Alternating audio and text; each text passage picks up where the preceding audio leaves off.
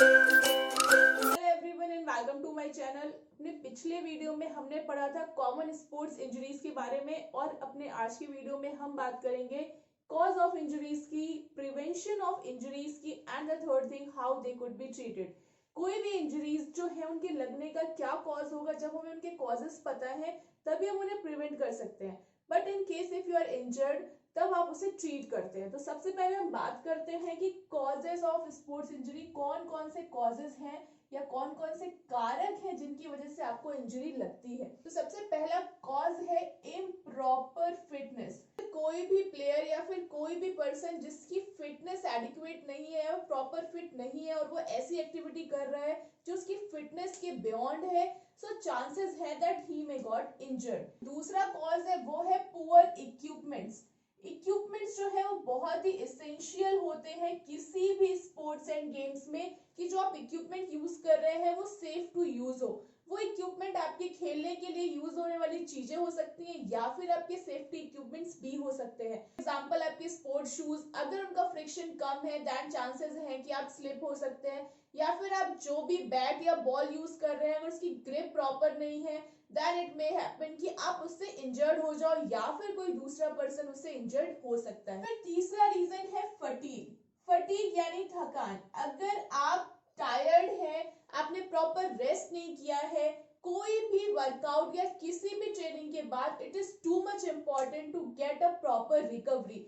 अगर आप फटीग के कंडीशन में कोई भी वर्कआउट या फिर कोई भी गेम खेल रहे हैं, फटीग जो है वो फिजिकल फटीग भी हो सकता है या फिर वो मेंटल फटीग भी हो सकता है। तो जब भी अगर आप खेलने जा रहे हैं या किसी भी तरह की एक्सरसाइज करने जा रहे हैं तो आप फिजिकली और मेंटली प्रिपेयर्ड होना आपका बहुत इंपॉर्टेंट है। फोर्थ टॉपिक की बात करते हैं, दिस इज इनएडिक्वेट वार्म अप। कभी भी आप कोई भी एक्सरसाइज या एक्टिविटी परफॉर्म करने जा रहे हैं, आप कोई भी गेम खेलने जा रहे हैं या फिर किसी भी स्पोर्ट्स में खेलने जा रहे हैं, it is too much important कि आप इनिशियल वार्म अप करें। इनिशियल वार्म अप में आप स्ट्रेचिंग कर सकते हैं, कोई भी लाइट एक्सरसाइज कर सकते हैं, सो दैट जब आप खेलने जाए तो आपकी बॉडी के मूवमेंट्स जो है वो प्रॉपर हो सके और आप इंजरी के चांसेस जो है वो कम हो जाए। फिर बात करते हैं, फिफ्थ टॉपिक है this is ignoring safety measures. मतलब आप किसी भी गेम के लिए अगर जा रहे हैं और उस गेम के लिए जो भी सेफ्टी मेजर्स बनाए गए हैं you should follow them. For example, अगर आप स्विमिंग के लिए जा रहे हैं तो वहां स्विमिंग करने से पहले जो भी सेफ्टी मेजर्स आपको बोले जाते हैं you should follow them to prevent injury. And sixth cause is unskilled person. Unskilled person का मतलब अगर आप किसी पर्टिकुलर गेम के लिए स्किल्ड नहीं है, आपको वो एक्टिविटी परफॉर्म नहीं करने आती है, तो आपको उस गेम में नहीं जाना चाहिए अनलेस और अनटिल आप उस चीज के लिए प्रिपेयर्ड ना हो। फॉर एग्जाम्पल, अगर आप जिम्नास्टिक या किसी एक्रोबेटिक एक्सरसाइज के लिए जा रहे हैं तो आपको उसके बारे में पता होना चाहिए या फिर आप पहले उसे सीखें। सीधे जाकर कोई भी ऐसी एक्सरसाइज नहीं करनी चाहिए जो आपको नहीं आती है। So these are some causes जिसकी वजह से आपको स्पोर्ट्स इंजरीज हो सकती हैं। अगर बात करें प्रिवेंशन की, तो ये जो कॉजेज है अगर हम इन्हें अवॉइड कर दें तो वो हमारे प्रिवेंटिव मेजर्स हो जाएंगे। जैसे पहला कॉज था इम्प्रॉपर फिटनेस, तो दिस इज अ प्रिवेंशन। अगर हमारी फिटनेस प्रॉपर होगी या फिर हम प्रॉपर फिट हैं अगर किसी भी स्पोर्ट को परफॉर्म करने से पहले, so we will not get injured, so that is a prevention। फिर बात करें पुअर इक्विपमेंट की, तो प्रिवेंशन ये है कि जब भी आप कोई एक्टिविटी एक्सरसाइज करने जाएं, जो भी इक्विपमेंट्स यूज कर रहे हैं उसे चेक कर ले कि उनकी कंडीशन जो है वो यूज करने लायक है या नहीं। फिर फटीग, जब भी आप फटीग्ड हो, टायर्ड हो, तो आप एक्टिविटी परफॉर्म ना करें अनलेस और अनटिल आपकी बॉडी पूरी तरह से रिकवर ना हो जाए। फिर बात करें इनएडिक्वेट वार्म अप की, तो प्रिवेंशन ये है कि आप जब भी किसी गेम या स्पोर्ट्स करने जाएं तो आप अपनी बॉडी को पहले वार्म अप कर लें। Then ignoring safety measures, prevention में you should follow safety measures. फिर अनस्किल्ड पर्सन, मतलब अगर आपको ऐसी कोई एक्टिविटी परफॉर्म करनी है सो आप उसकी ट्रेनिंग ले, उसे सीख ले and after that perform that so that you can prevent yourself from getting injured. ये थे causes and prevention of sports injuries. अब हम बात करेंगे इनके ट्रीटमेंट की। वंस यू गॉट इंजर्ड, तो अब बात आती है कि अगर आप इंजर्ड हो जाते हो तो आप क्या करोगे। किसी भी स्पोर्ट इंजरी का जो ट्रीटमेंट है वो 2 फेज में होता है। एक तो इनिशियल ट्रीटमेंट जो हम तुरंत देते हैं, और जो दूसरा है उसे हम कहते हैं रिहैबिलिटेशन। मतलब कभी भी कोई पर्सन अगर इंजर्ड हो जाता है तो उसे इनिशियल ट्रीटमेंट देने के बाद भी वो वैसा ही परफॉर्म करे जैसा वो करता था, ऐसा कई बार नहीं होता है। उसके लिए हम रिहैबिलिटेशन प्रोवाइड करते हैं, सो दैट जो भी इंजर्ड पर्सन है वो वापस वैसे ही अपनी एक्टिविटीज परफॉर्म करने लगे जैसा इंजरी के पहले। तो सबसे पहले हम बात करते हैं इनिशियल ट्रीटमेंट की। तो हमने कल 3 तरह की इंजरीज पढ़ी थी। सबसे पहले हमने पढ़ा था सॉफ्ट टिश्यू, सेकेंड बोन, और तीसरा डिसलोकेशन। तो अलग अलग तरीके की इंजरीज को ट्रीट करने का तरीका भी अलग अलग है।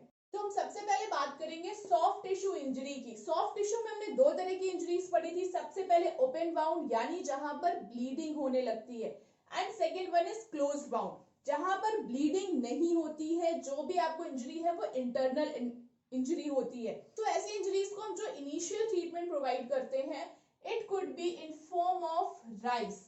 ये एक शॉर्ट फॉर्म है या एब्रिविएशन है जो कि इंजरीज को प्रोवाइड किए जाने वाली चीजों की सीरीज है। The very first thing is rest. R is for rest, मतलब जब भी आपको कोई भी इंजरी हो जाए, चाहे वो ओपन बाउंड हो या फिर क्लोज बाउंड, जैसे ही आपको इंजरी होती है you should stop doing thing. आप जो भी वर्कआउट कर रहे हो, जो भी एक्सरसाइज कर रहे हो, या आप जो भी गेम खेल रहे हो, आपको वो तुरंत रोक देना चाहिए जब भी आप इंजर्ड हो जाते हो। Second thing is ice. जो आइस है वो आप ओपन बाउंड में नहीं देते हो, लेकिन क्लोज बाउंड में देते हो। आइसिंग का मतलब जो भी इंजर्ड पार्ट है उसको हम आइसिंग करते हैं, उस जगह को कोल्ड करते हैं, सो दैट वहां पर वैसो कॉन्स्ट्रिक्शन हो जाए। जब भी हम आइसिंग करते हैं तो उस पर्टिकुलर जगह की जो वेसल्स हैं वो कॉन्ट्रैक्ट हो जाती हैं, सो दैट उस पर्टिकुलर इंजर्ड एरिया में जो ब्लड का फ्लो है वो रिड्यूस हो जाए। ब्लड का फ्लो रिड्यूस हो जाने से आपको पेन कम होगा, स्वेलिंग कम होगी। फिर बात करते हैं तीसरे लेटर की, दिस इज कंप्रेशन। कंप्रेशन का मतलब उस पर्टिकुलर एरिया को कंप्रेस कर देना।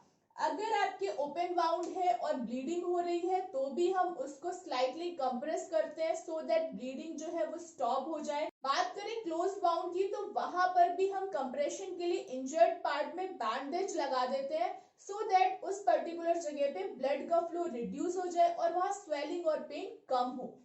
Now the last one is E, and E for elevation. Elevation का मतलब होता है कि इंजर्ड पार्ट को एलिवेट कर देना।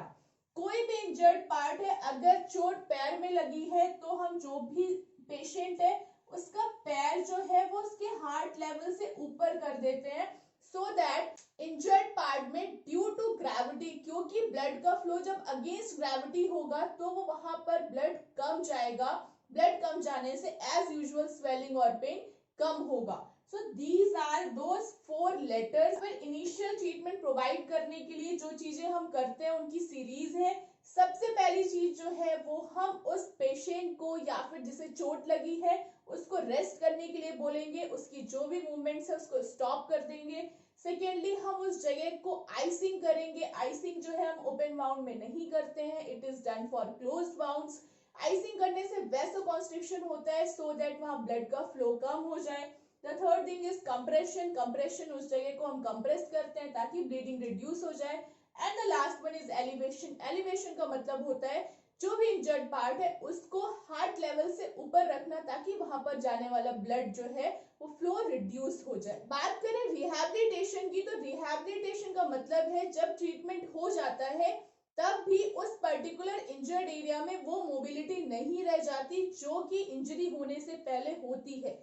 रिहैबिलिटेशन प्रोवाइड करने के लिए बहुत सारी exercise therapy, thermotherapy, electrotherapy use की जाती है, जिनके बारे में हम अपने अगले वीडियो में डिस्कस करेंगे। आज के लिए इतना ही। If you have any confusion और doubt, please ask me in comment section. Till that, keep watching to my channel and don't forget to subscribe to this channel.